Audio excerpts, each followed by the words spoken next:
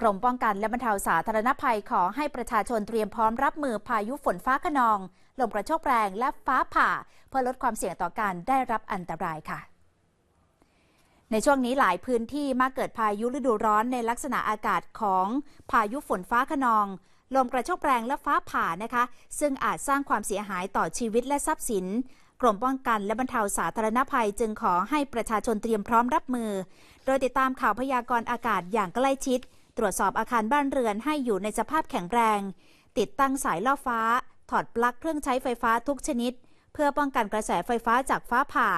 จัดเก็บสิ่งของที่ปลิวลมได้ในที่มิดชิดตัดแต่งกิ่งไม้และต้นไม้ที่เสี่ยงต่อการหักโค่น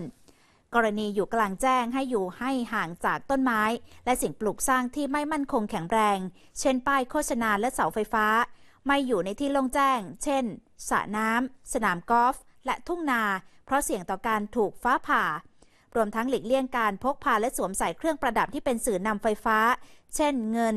ทองนาคทองแดงและร่มที่มียอดเป็นโลหะ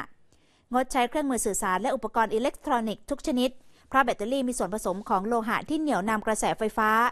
ซึ่งการเตรียมพร้อมรับมือและเรียนรู้การปฏิบัติตนเมื่อเกิดพายุฤดูร้อนจะช่วยลดความเสี่ยงต่อการได้รับอันตรายค่ะ